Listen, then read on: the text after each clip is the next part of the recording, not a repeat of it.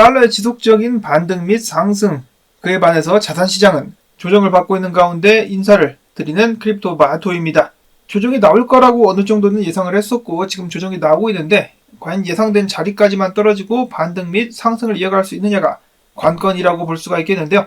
많은 분석가들은 65,000달러짜리를 지켜주는 것이 중요하다라고 이야기를 하고 있습니다. 지금 현재 비트코인 가격 65,770달러, 이더리움은 2,501달러에서 거래가 이어지고 있는 가운데 오늘 준비한 소식들 또 바로 알아보도록 하겠습니다. 첫 번째로는 미국의 빚이 계속해서 당연한 얘기겠지만 증가하고 있다는 소식 나왔는데요. 그 증가폭이 지난 3주 동안에 엄청났었다. 3주 동안에 무려 4,730억 달러의 빚이 늘었다라고 합니다. 빨간 동그라미가 보이시죠? 한꺼번에 점프를 한 미국 빚. 올해 안에 무난하게 36조 달러를 돌파할 것 같다라는 생각을 해볼 수가 있겠는데 일론 머스크는 이렇게 미국의 빚이 늘어나는 상황이 위기 상황이다라고 표현을 했는데요. 그러면 당연히 여기에 대해서 대처를 해야 되는 것이 아니냐. 바로 어떻게 비트코인 사야죠. 일론 머스크 더욱더 많은 비트코인을 삼으로써 이런 위기에 대처를 해야만 되겠습니다. 이어서 러시아에서 한창 브릭스 정상회담이 이루어지고 있는 가운데 블룸버그에 따르면은 이 정상회담에서 암호화폐에 대한 논의가 펼쳐지고 있다고 하는데요. 얼마 전에 푸틴이 이야기를 했었죠. 브릭스가 투자를 위해서 암호화폐를 공식 채택하게 될 것. 이것에 관한 논의와 러시아 같은 경우 계속해서 서방의 제재를 비트코인 및 암호화폐를 활용함으로써 우회할 수가 있었다라고 이야기를 하는데 아무래도 이런 점에 대해서 토론을 하고 있는 것이 아니겠느냐라고 예측을 해볼 수가 있겠습니다. 브릭스가 암호화폐 관련된 중대한 발표도 해줄 수 있으면 좋겠는데 지금 보시면 아시겠지만 미국 대선도 그렇고 암호화폐가 주요 화두로 계속해서 떠오르고 있습니다. 몇 년 전에는 상상조차 할 수 없었던 그 정도까지 암호화폐 영향력이 커지고 있다는 것이겠죠. 이어서 어제 비트코인 현물 ETF 안타깝게도 순유출이 발생을 했습니다. 7,912만 달러, 블랙락에서는 4,200만 달러가 유입이 되었었으나 아크인베스트에서 1억 3,400만 달러가 빠져나가면서 순유출을 기록한 비트코인 현물 ETF. 한편 아시아의 마이크로스트러지라고 볼 수가 있겠는 메타플래닛, 이런 상황에서 신주 예약권을 통해 가지고 776억 원을 통해 비트코인을 추매할 계획이다라고 밝혔습니다. 떨어지면 죽겠다 이거죠. 이어서 10월달에 상승 후에 지금 비트가 조정을 받고 있는 가운데 최근에 개인 투자자들의 수요가 회복되고 있다라고 크립토 퀀트 측에서 밝혔습니다. 이 개인 투자자들의 수요, 개미들 같은 경우 6월과 9월 말 사이에 둔화가 되었었지만 10월달 내내 회복되기 시작하면서 지난 30일 동안 개인 투자자 수요는 약 13% 증가를 했다. 크립토 퀀트의 연구 책임자 훌리오 모네로는 이야기하기를 비트코인에 대한 개인 수요의 증가는 기관의 관심 증가와 함께 일어나고 있다. 그는 개인 투자자들이 시장으로 돌아오는 동안 기관 투자자들은 1년 내내 비트코인에 대한 노출을 꾸준히 늘려왔었다라고 이야기를 했는데요. 개미들이 관심을 주지 않고 있을 때 기관들은 계속해서 집었다라고 이야기를 해주고 있죠. 그와 동시에 기관과 마찬가지로 고래들 같은 경우는 꾸준히 비트를 매집해오고 있었습니다. 최근 비트코인 1000개 이상을 보유한 주도 숫자가 2021년도 1월 이후 최고치를 기록을 하고 있다라고 하는데요. 개미들이 던지는 것을 몽땅 이들이 받아먹은 것 같습니다. 한편 최근에 ETF에 자금 유입이 크게 들어오게 되면서 많은 사람들이 기대를 갖기도 했었는데요. 비트파이넥스 같은 경우는 여기에 대해서 경고를 하기도 합니다. 기관 자금 유입이 항상 지속적인 가격 상승으로 이어지는 것은 아니다. 최근 비트코인 7만 달러 돌파가 실패한 것은 ETF로의 자금 유입 영향력이 생각보다 크지 않았기 때문이다라면서 현물 시장의 공격적인 수요가 사라진다면 비트코인 가격이 다시 하락할 수 있다라고 경고를 남겼습니다. 딱 이럴 때 일론 머스크가 비트코인 매수하면서 선동을 해주면 참 좋겠다라는 생각마저 들기도 하는데 자, 다음으로는 비트코인 분석 및 동향 알아보도록 하겠습니다. 비트코인 2평이 조만간에 골든 크로스를 낼 것이라고 하는데요. 50일 단순 2평과 200일 단순 2평이 조만간에 골든 크로스를 낼 수가 있겠다. 자, 물론 당연한 이야기겠지만은 단기적인 예측은 아니라고 하죠. 골든 크로스와 데드 크로스, 상승하고 있을 때 골든 크로스가 나면은 그 영향력이, 하락하고 있을 때 데드 크로스가 나면은 마찬가지로 그 영향력이 큰 것으로 알려져 있습니다. 어떤 이들은 후행 지표이기 때문에 쓸모가 없다라고 말을 하기도 하는데요. 골든 크로스 그래도 나오면 좋겠죠. 나오기 전까지 비트가 회복세를 좀 보여줄 수 있으면은 좋겠습니다.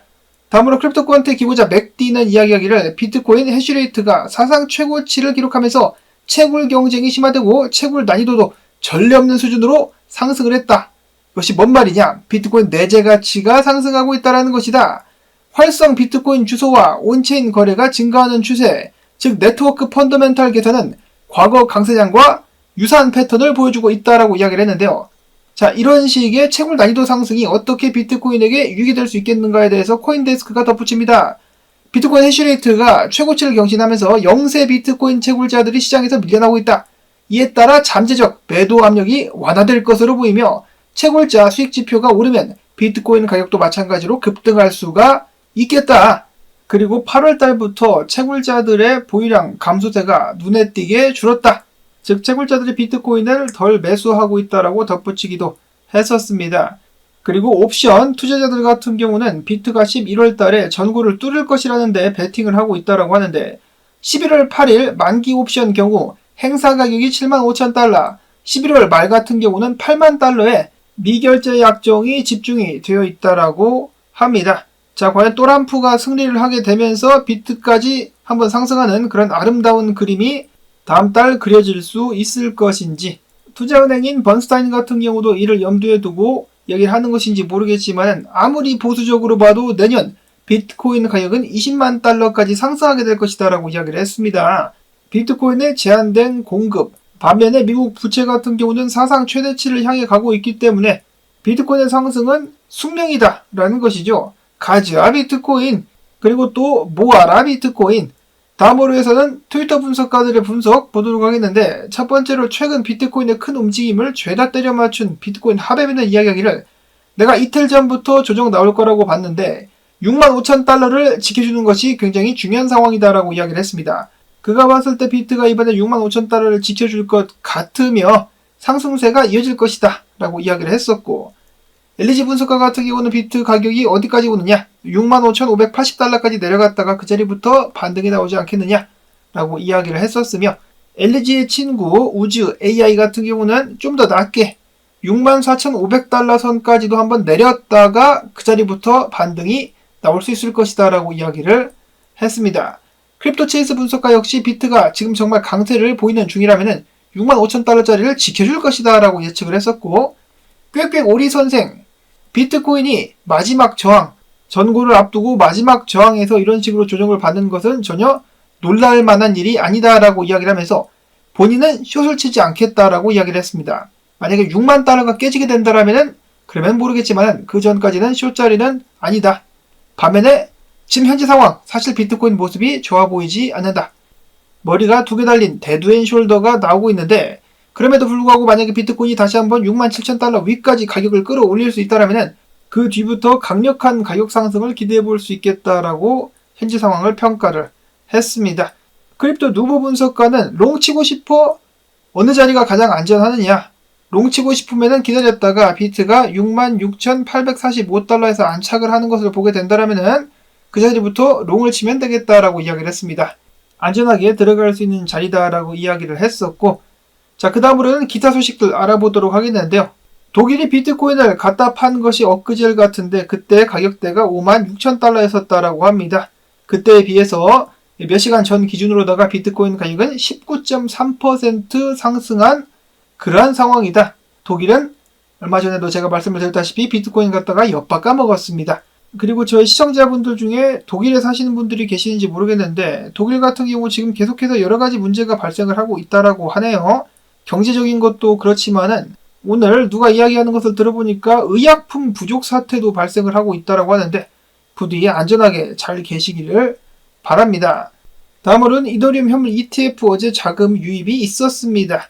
다른 곳에서는 거래가 전혀 없었는데 블랙락에서만은 1,192만 달러를 유입을 시켰었고, 다음으로는 LG 분석가, 얼마 전에 이런 차트를 공유를 했었죠. 토탈2 차트인데 조만간에 비트를 제외한 알트코인들의 시총이 저항에 부딪힐 것이다.